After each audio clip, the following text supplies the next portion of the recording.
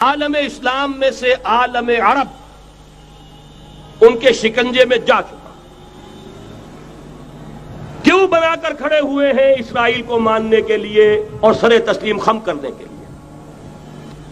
بہرحال نوٹ کر لیجئے، عالم عرب جا چکا۔ کوئی دن کی بات ہے، میں سنسنی پیدا نہیں کرنا چاہتا، لیکن حالات اور واقعات سے نگاہیں بند کرنا بھی کوئی دانش مندی کی بات نہیں ہے۔ یہ ایودھیا کی مسجد شہید کی گئی، ابھی یہ ایک بہت بڑا مزار جو ہے شہید کیا گیا، اور اس کے ساتھ کئی مسجدیں شہید کی گئی۔ یہ سب کیا ہے؟ یہ مسلمانوں کی نفس دیکھی جا رہی ہے کہ کوئی غیرت اور حمیت نام کی کوئی شے باقی ہے؟ جیسے علامہ اقبال نے وہ نظم لکھی تھی، عبد القادر روہیلا بڑا ظالم جفاجو کینہ پرور تھا، لیکن یہ کہ اس نے جو ایک ٹیسٹ لیا تھا کہ وہ جو عورتیں ہیں تیموری خاندان کی، ان میں کوئی رمق رہ گئی ہے؟ معلوم ہوا کہ نہیں، کہ غیرت نام تھا جس کا گئی تیمور کے گھر سے، ختم، غیرت نکل گئی۔ اسی طرح ایودھیا کی مسجد، اب چرار شریف، اور یہ کوئی دن کی بات ہے کہ اب مسجد اقصی کا نمبر آیا کہ آیا، اس کے لیے پوری تیاریاں ہو چکی ہیں۔ یروشلم کا مشرقی حصہ خالی کرایا جا چکا ہے، اس کے اندر اب پورا تسلط یہودی کر رہے ہیں، یہاں تک کہ اب کے یاسر عرفات صاحب نے بھی کچھ نہ کچھ جو ہے احتجاج کی بات کی ہے، حالانکہ اب تک ہر بات مان کر منقار زیر پر تھا، لیکن یہ کہ ایک وقت آتا ہے آخر کار اسے بھی کچھ بولنا پڑ گیا ہے۔ لیکن یہودی اب پیچھے قدم ہٹانے والا نہیں ہے۔ ان کا تھرڈ ٹیمپل، تیسری مرتبہ ہیکل سلیمانی تعمیر ہونا ہے۔ نوٹ کر لیجئے، ان کے لیے وہ وہی کچھ ہے جو ہمارے لیے کعبہ ہے، ان کے لیے ہیکل سلیمانی بالکل وہی حیثیت رکھتا ہے جو ہمارے لیے کعبہ۔ وہ ہیکل سلیمانی ایک مرتبہ پہلے نبوکدنضر کے ہاتھوں مسمار ہوا، پھر سن 70 عیسوی میں ٹائٹس کے ہاتھوں مسمار ہوا، سن 70 کے بعد آج 1995 میں کتنے برس ہو گئے؟ پورے 1925 برس ہو گئے کہ ان کا کعبہ زمین بوس پڑا ہوا ہے۔ اب تک تو ان کا بس نہیں تھا، اب تو بس ہے کہ نہیں؟ اب ان کی حکومت ہے کہ نہیں؟ اب شاہ حسن ہو چاہے شاہ حسین، ان کے نوکر اور چاکر ہیں یا نہیں؟ اب انہیں ڈر کس کا ہے؟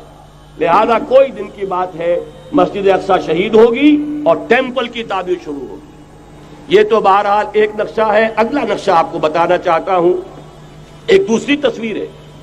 یہ تصویر ہے زمینی، ایک تصویر ہے آسمانی۔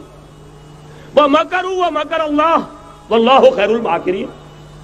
انہوں نے اپنی سی تدبیریں کی، اللہ نے اپنی تدبیر کی، اور ظاہر بات ہے اللہ کی تدبیر سے بہتر تدبیر کس کی ہوگی؟ چنانچہ یہودیوں کی سازشیں اس وقت بھی ناکام ہوئی تھی یا نہیں؟ ظاہر بات ہے جاء الحق وزهق الباطل ان الباطل كان زهوقا۔ لہذا یہ آیتیں دونوں اعلان کر رہی ہیں کہ یہودیوں کی سازشیں بالآخر ناکام ہوں گی اور دین حق کا بول بالا ہو کر رہے گا۔ یہ تو ان آیتوں سے ظاہر ہے۔ یریدون لیطفئوا نور اللہ بافواہہم واللہ متم نورہ ولو کرہ الکافرون۔ یریدون ان یطفئوا نور اللہ بافواہہم ویابى اللہ الا یتم نورہ ولو کرہ الکافرون۔ هو الذی ارسل رسولہ بالہدى ودین الحق لیظہرہ علی الدین کلہ ولو کرہ المشرکون۔ اللہ نے تو بھیجا ہی ہے اپنے رسول کو اس فیصلے کے ساتھ اور یہ ذمہ داری اور مشن دے کر کہ جو دین حق آپ کو دے کر بھیجا جا رہا ہے اسے غالب کیجئے، نافذ کیجئے، قائم کیجئے۔ اس مشن کے ساتھ بھیجا جا رہا ہے۔ قرآن کہتا ہے ببانگ دہل وَمَا أَرْسَلْنَاكَ إِلَّا كَافَّةً لِلنَّاسِ بَشِيرًا وَنَذِيرًا۔ اے محمد صلی اللہ علیہ وسلم، ہم نے نہیں بھیجا ہے آپ کو مگر پوری نوع انسانی کے لیے بشیر اور نذیر بنا کر۔